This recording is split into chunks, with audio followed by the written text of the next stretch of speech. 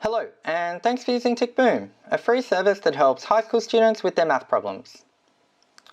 For this question, we're told based on the slope field of y dash equals e to the negative x plus y, determine the behaviour of y as x goes to infinity. So we're specifically told to think about this in relation to a slope field, and that's because the particular differential equation that we've got here is probably too difficult to solve in the context of the Extension 1 syllabus, which is where this question comes from. So what I'll do is I'll just write up this differential equation. So y dash equals e to the negative x plus y. So we know it's a differential equation because we've got both a derivative and the x and y all in the one equation. Now to create the slope field, typically what you do is you kind of create a table first where you create x, you'd have x in one column, y in another column, and then y dash.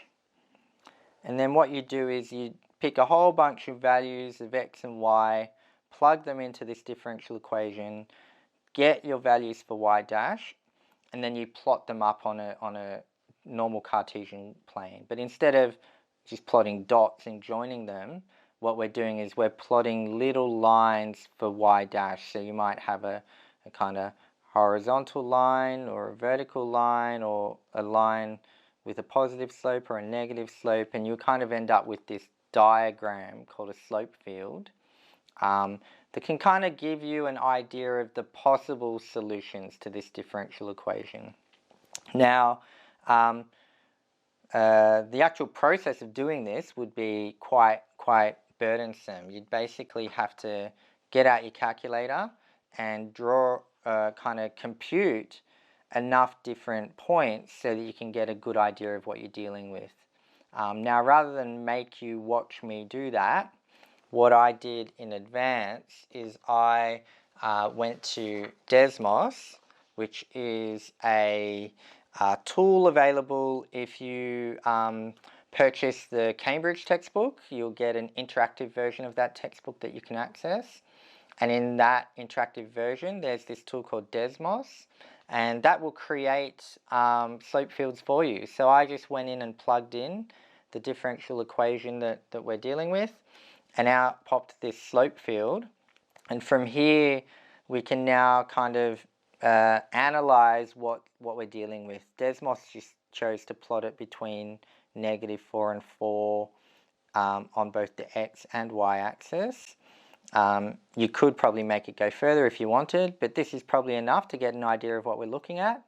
As you can see already, each of these lines that we see would have been coordinates in this table, so you can kind of get a feel for just how many calculations you'd have to do if you do this by hand. So typically, if you were going to be required to draw a slope field in an exam, they'd give you an easy enough differential equation so that you could get an idea of what you're dealing with without having to create too many data points. Here what we can see, we're really concerned with as x goes to infinity, so kind of we're not too concerned with this side of the slope field. You can kind of see, I mean, you could plot in a whole bunch of different possibilities, but you can see that there's a whole area where the tangents are just positive sloping, and they continue to be. And so there's probably a solution where things just keep going up to positive infinity. There's definitely, you can see visually a solution where that could be happening. You can also see a possible solution where perhaps things start to plateau out as these tangents get flatter and flatter as x continues to get larger. You can see that there's a possible solution to the differential equation where things are tending towards 0 as x gets bigger. And then you've got all these options where the tangents are sloping downward and they continue to be. So there could be some solution where eventually things are sloping up, but then they turn and they start to slope down. So you could see how there could be a solution to go to negative infinity. So if you were to plot up the slope diagram and just rely on that alone, you kind of be able to conclude that as x goes to infinity, y could go to positive infinity, y could go to 0, or y could go to negative infinity. And that's kind of how you'd approach that question. Now, what I might do, just for, I guess, intellectual curiosity, now you wouldn't have to do this for this question, but just to build on what's really going on here, I'm going to work through what the solution to this differential equation would look like. Now, the technique you need to use is well beyond the high school syllabus, so what I'll do, something you could follow along, is if I just said, let y be the solution k, some constant k, times e to the x minus a half e to the negative x. Let's just say that is our function. What would the first derivative be, and would it satisfy this differential equation? Because if it does, then we can kind of think about the behavior as x goes to infinity and y goes, what happens to y as x goes to infinity with reference to this function, which may be a bit easier to comprehend, and it may kind of help make sense of why there's these three different possibilities.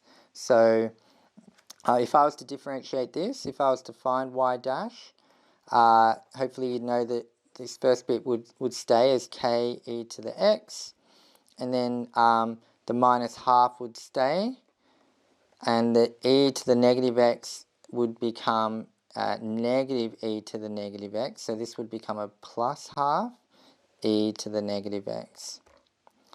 And to try and get this into this format, I could write that as k e to the x, and this plus half I'm going to write as being 1 minus a half.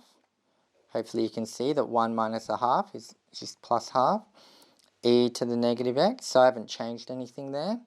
But now if I expand that, I'll get k e to the x plus e to the negative x minus a half e to the negative x. And I'll just write this in the format to really make it clear how it all links up. So that would be e to the negative x plus k e to the x minus a half e to the negative x. And remembering that y is k e to the x minus a half e to the negative x, this bit here, we can write that as e to the negative x plus y. So y dash equals e to the negative x plus y, which is the differential equation we had. So this here is a potential solution. And notice we've got this constant k, which could take various values. So if we think about what happens to y as x goes to infinity, if we kind of look at these two building blocks here, the e to the x and the e to the negative x, hopefully you kind of know what happens, but if I just draw up a simple chart,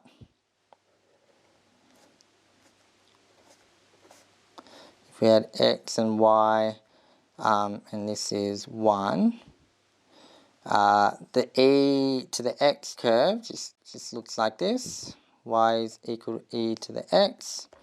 And e to the negative x would be same shape, just coming in the opposite direction, because wherever we had x value, whatever that would be, it would be the equivalent on the negative x, because all the x values are now negative x. So e to the negative x would kind of look like this.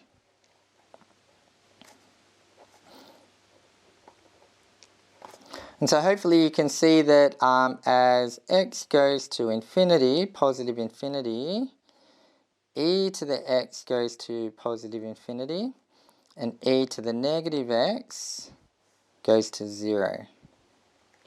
So now what we can see is that if we've basically got three options here. We could have k equal to 0, k greater than 0, and k less than 0. And we'll see that these three options for what this constant could be are what drives our three different results for what happens to y as x goes to infinity. Because for k is equal to 0, what would happen here? Well, this first part would disappear and we just have negative a half e to the negative x. And we see that e to the negative x goes to 0. So this whole thing would go to 0. So for k is equal to 0, as x goes to infinity, y would go to 0. And that kind of matches to this outcome that we saw in the slope field. For k positive, what would we get? If this is positive, e to the x would go to infinity minus a half of what goes to 0, so it would just be positive infinity. So as x goes to infinity, y would go to infinity. And then for k being negative, if this is negative, then we'd have e to the x going to infinity, but then being multiplied by a negative number. So this would flip to negative infinity minus 0 again. So as x goes to infinity, y would go to negative infinity, and so these two match up to these two options. So we can see that from looking at the slope field, we came to this conclusion that we'd get three possible behaviours of y as x goes to positive infinity. And even though you wouldn't have to, I've now kind of confirmed that that's consistent with what the actual solution to the differential equation would be anyway. So hopefully that's clear and it makes sense. In the context of extension 1, you just need to do the slope diagram, and for this particular question, you'd probably just want to use technology, so either Desmos or say something like Wolfram Alpha, which is a free version that can build up these slope fields for you.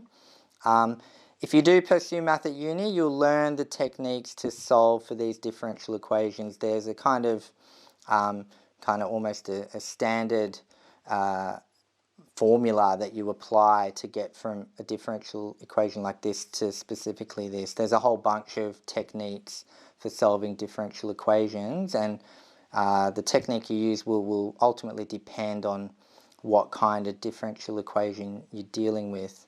So yeah, that's how you can think about that question. If you did find that explanation helpful, please be sure to give it a like. And if you're the kind of person who wants to keep their finger on the pulse with the kinds of questions that other students are struggling with, please be sure to subscribe to my channel so that you can stay in the loop. Alright, tick boom.